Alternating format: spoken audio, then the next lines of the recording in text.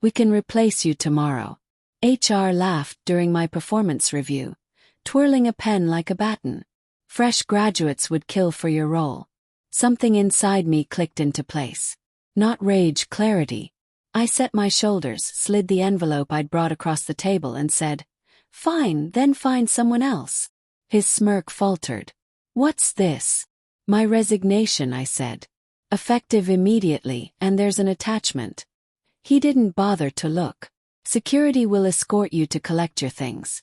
I stood without trembling. 7 years of early mornings and midnight fixes will teach you how to move with steady hands. 7 years of building a system that caught what other people's eyes forgot. 7 years of telling the truth nobody wanted to hear until ignoring it became expensive, replaceable. The words sat between us like a dare. The conference room's fluorescent lights were unflattering to everyone, but they were particularly cruel to the easy confidence on his face. I'd seen that look too many times. People who think process is a spreadsheet rather than the thin line between safety and catastrophe. I took the copy of my resignation from the table and tapped the second page. "That attachment matters." He made a show of sighing. "We'll manage, Mandy." Security walked me to my desk as if I might pocket a server on the way out. I fit my life into a cardboard box. Photos, a coffee mug, the old lucky screwdriver my dad gave me when I was 16. Because the smallest turns decide what runs and what fails. He'd said he was a mechanic, not a philosopher, but sometimes there's no difference. Paused at the door to the lab. My lab. The place where I'd built the anomaly detection sequences where temperature, vibration, and timing were not numbers, but sentences telling me when a device was lying.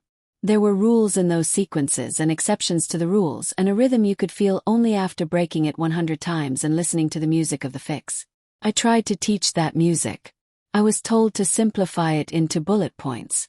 Outside, the wind carried the smell of rain and hot asphalt. Freedom and ache tangled in my chest. On impulse, I turned my phone to silent. No last minute, please. No quick questions. I put the box in my trunk and let the door thud shut on 7 years. I drove without a destination. The city sliding past like a tape I'd already watched. Everyone thinks the moment you quit is pure triumph. They don't tell you about the hollow afterward. The echo of routines you no longer own. I ended up at Riverside Park, the place I went on the rare days when lunch meant sunlight and not a keyboard. Ducks skimmed the surface of the water in clean, purposeful lines. No drama, just motion that made sense. That's what I've always chased. Motion that makes sense. I didn't plan on this job. When my marriage collapsed, I needed something close enough to my daughter's school and predictable enough to shop for groceries without doing calculus. Quality control sounded simple. It wasn't. It was triage and prophecy and humility. It was crawling inside a system until you felt where it would betray itself. It was telling managers that a green light wasn't green and then proving it on the floor while a production schedule glared at you like a stopwatch. I learned who listened. More importantly, I learned who pretended to. My phone buzzed against the bench slat. Then again I let it vibrate until it stopped. The silence that followed was loud. For the first time in years, nothing was my problem. The thought felt reckless and a little indecent, like laughing at a funeral. Still, a smile tugged at my mouth. Replaceable. I drove home while the sky soaked itself and wrung out over the windshield. By the time I reached my building, Georgia from the front desk had a package waiting. "You look lighter," she said, eyeing my empty hands. "Just shedding an old skin," I told her. Up in my apartment, I set the box on the kitchen table and stared at it as if it might hiss. Poured tea, then finally checked my phone. 23 missed calls, 36 texts. The previews read like a chorus line breaking step. "Can you confirm the release parameters for the cardiac monitors? Mandy, QA is flagging everything. Did you change the sequence? Hey, where's the final validation log? We can't run the script. Urgent board wants to know why pass rates dropped 40% in 1 hour. Mandy, please pick up. Maya, production." I leaned against the counter, the kettle clicking as it cooled. They hadn't opened the attachment. If they had, They'd know the validation log rotated based on 3 thresholds and that the pass-fail window contracted when the calibration drifted. They'd know the update I rolled last month needed a 2-step initialization, or else the alarms would see ghosts where there were none and miss the thing that bites. They'd know the system worked. They'd know how to listen to it. I scrolled to an email from HR. Short, crisp, a template trying to pass as a human. We acknowledge your resignation. Your access will be terminated. EOD. Please return all company property. No mention of the second page. No attachment received. Second email followed. Same sender, less confident. Mandy, quick question. Where can we find the updated anomaly thresholds? I put my phone down and let the quiet stretch. Somewhere across town, someone was finally opening a PDF labeled Transition Protocol. Read before touching anything. Somewhere, a team was ignoring it while a manager asked for workarounds. Somewhere green lights were turning yellow and no one knew why. Is this cruel? The question found me before the guilt did. Then I remembered what kindness had looked like in that conference room. Laugh a pen. The word replaceable tossed like confetti. Kindness isn't letting people treat your expertise like air. It's making sure the air keeps the people who need it alive. My tea steamed in a soft ribbon. I raised the mug to my lips and let the heat settle my throat. Out of habit, I opened my laptop. The cursor blinked on a blank page that asked what I wanted next. For the first time in years, I didn't have to answer right away. My phone buzzed again. Voicemail breathless. Mandy, it's Maya. We can't ship. Everything's failing on final. This doesn't make sense. Please just tell me where to start. Close my eyes. The smallest turns decide what runs and what fails. They said they could replace me tomorrow. By the end of today, the department would prove them wrong. The next morning, sunlight spilled across my kitchen floor, but my phone screen was already glowing with chaos. 47 missed calls. 61 texts. 3 voicemails from numbers I didn't recognize. I scrolled through them slowly, sipping coffee as if I had all the time in the world. System stuck in fail loop. Can't override. Production has stopped completely. We need you back, Mandy. If you're there, please call me. This is urgent. A message from HR caught my eye. Please confirm the details of the attachment you mentioned. It seems we can't locate it in our system. Of course they couldn't. I imagined Devon, head of HR, smug as always, tossing my resignation letter aside the second I'd left the room. He wouldn't have noticed the neatly labeled PDF stapled behind it. Or maybe he had noticed and assumed it was fluff. That was his specialty, treating anything technical as if it were paperwork. I opened my laptop. Notifications flashed from LinkedIn, a few recruiter messages I'd ignored for years. My resume hadn't been updated since before my divorce. I should have felt nervous, staring at a blank professional future. Instead, I felt strangely steady. 9 sharp, my phone rang again. This time it was Maya from production. Her voice trembled when I answered. Mandy, please.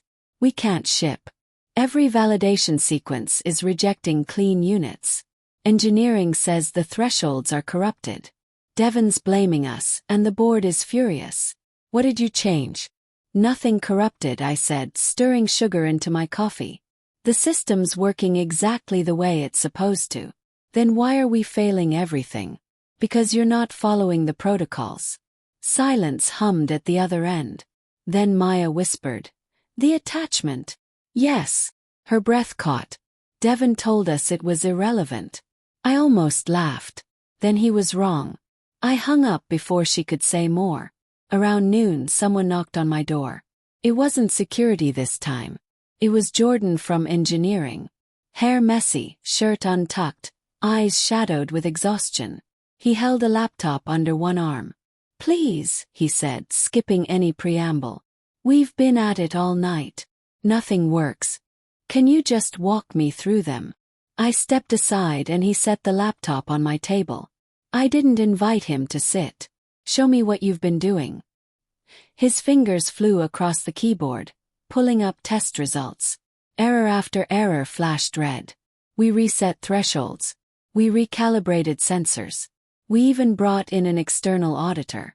They couldn't figure it out either. It's like the system is speaking another language. It is, I said quietly. My language. Jordan rubbed his face. You built it. You can fix it. I shook my head. I built it, yes, but it's documented thoroughly. If you'd read the attachment, you'd know how to tune the system in stages, not all at once. You'd know that failing units trigger a hidden baseline recalibration. That's why everything looks broken now. His jaw tightened. So, you're saying none of us can do it. I'm saying none of you were willing to learn. After he left, I sat with the quiet for a long time. My father's voice echoed in memory. The smallest turns decide what runs and what fails. He'd said it when I was 16, handing me a rusted carburetor. He meant machines, but it applied to people too.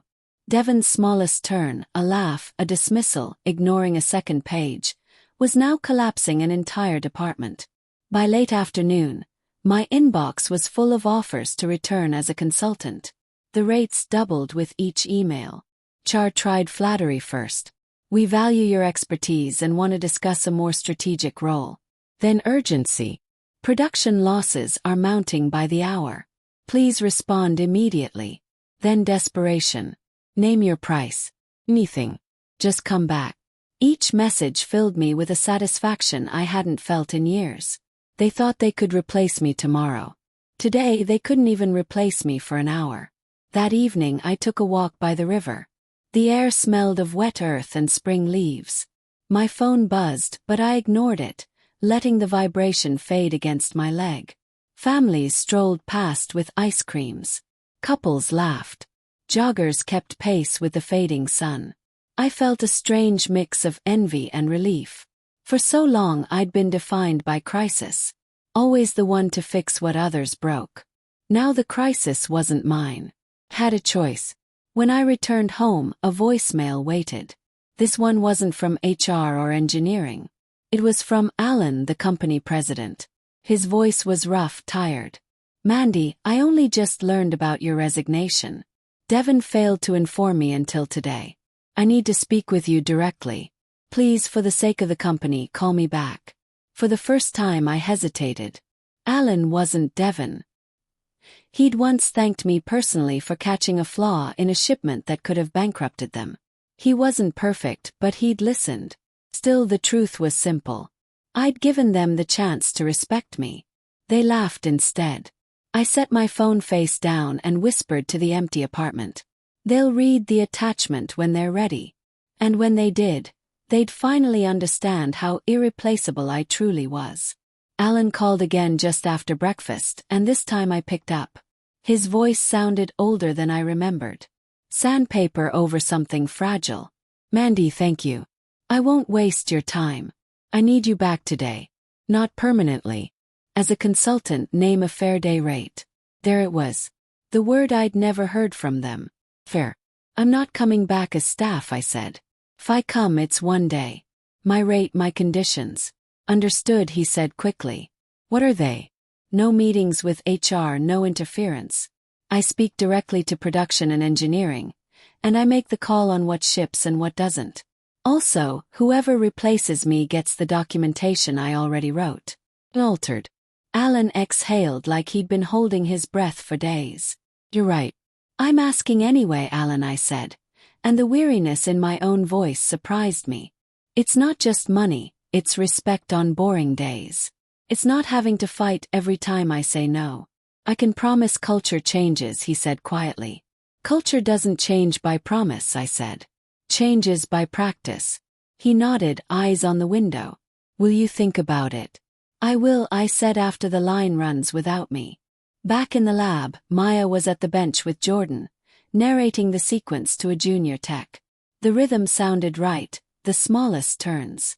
As I packed my bag at the end of the shift, my phone vibrated, a number I didn't recognize. I let it go to voicemail, then listened in the hallway. Hi, Mandy. My name is Evelyn. I'm VP of Operations at Helix Carar. We've heard about your day. If you're open to a conversation, I'd love to talk about building a quality program that actually listens to you. I stared at the screen. Replaceable, they'd said. Options, I thought. Tomorrow, I'd decide what kind of air I wanted to breathe. That night, I sat at my kitchen table with 2 folders in front of me. One was Alan's, thick with promises and embossed with a company logo I'd once been proud to wear. The other was thinner, just a single page with a phone number scribbled on it. The weight difference was misleading. One folder was full of "We've learned our lesson." The other was full of possibility. I poured myself a glass of wine and stared at both until the edges blurred. My phone buzzed again. Text from Maya. "We're holding steady. Documentation is helping. Thank you. Ellen is furious at Devon. Something's coming. Don't disappear on us yet, please." Her words tugged at me more than the folders did. I cared about Maya, Jordan, the texts who'd stayed late when no one asked. But caring about them didn't mean chaining myself to a place that only recognized my worth when the floor caved in. The next morning I called Evelyn. Her voice was brisk but warm. "Mandy, I'm glad you reached out. I'll be direct. We're growing fast at Helix Care, and we need a quality leader who sees what others miss. Your name's been coming up all week." I pinched the bridge of my nose. "You already heard industry gossip," she said. "Suppliers talk. Clients talk. When a competitor's production grinds to a halt because they ignored their own specialist, people notice." The bluntness almost made me laugh. "And what exactly would you want from me?" "Your system, but more importantly, your mind. We'd hire you as Director of Quality Programs. Full autonomy. Your work would be recognized in patents and credited to you, not buried in a department memo." Her words sliced right through me. Recognized, credited, not hidden. Would I own my work? Yes. "You'd own it," she said without hesitation. "We'd protect it legally, and you'd benefit from any licensing agreements." For a long moment I didn't speak. The smallest turns decide what runs and what fails. Maybe this was one of them. Later that day, Alan called again.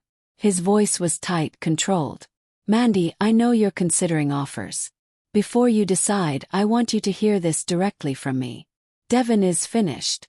The board stripped him of decision-making authority this morning." I stayed silent. "You were right," he continued. "The attachment you left should have prevented all of this. He hid it, lied about it. I can't undo the damage, but I can make sure it never happens again." "Alan," I said carefully, "it's not just Devon. He's a symptom. The disease is pretending people are interchangeable." "I understand," he said, voice dropping. "That's why the board approved a revised package. Vice President of Quality reporting directly to me. Triple-year-old salary. A seat at the executive table." Closed my eyes.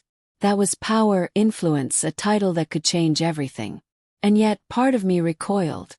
It was still tied to the place that laughed at me until they choked on their own mistake. That evening I met Maya for coffee. She looked exhausted, hair pulled back, dark circles under her eyes. But when she saw me, relief softened her face. "You saved us," she said simply. "Gave you tools. Corrected. You saved yourselves." She shook her head. "No, without you we would have shipped failures. Patients could have been hurt. You kept that from happening even after they pushed you out." Her words landed heavier than Alan's offer or Evelyn's promise. "So, what do you want from me, Maya?" "Yes. Not to forget us," she said. "We're not Devon. Care. We need someone who sees the cracks before they break." "You've always been that person." I swallowed hard. Caring was dangerous. Made walking away harder. When I got home, another email waited from Evelyn. Formal offer attached. "Take your time, but we'd like to move quickly.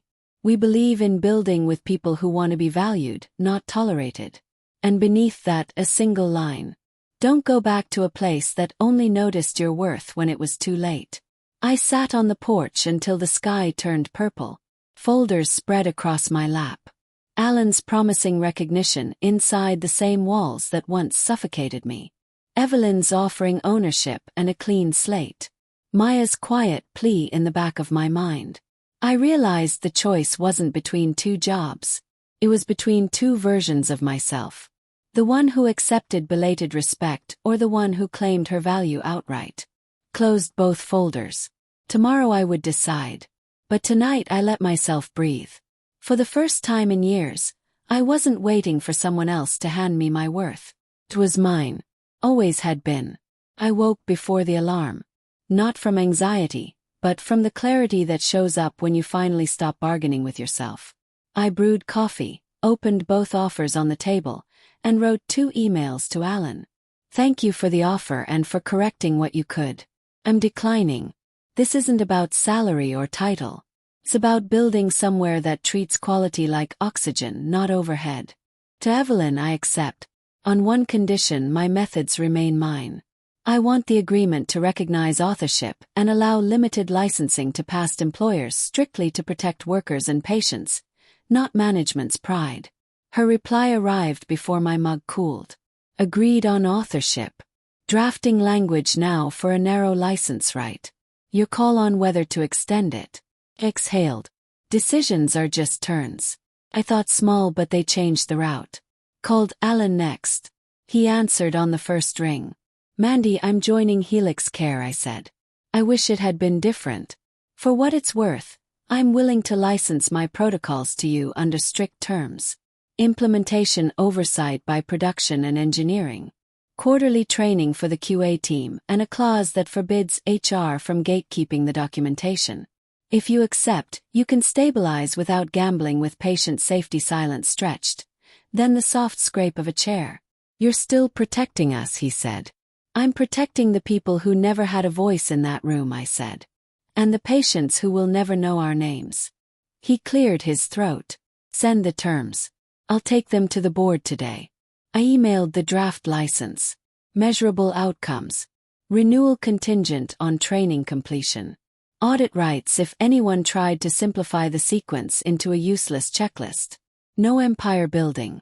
No foot on anyone's throat. Just a fair price that reflected real value and a path that left dignity intact.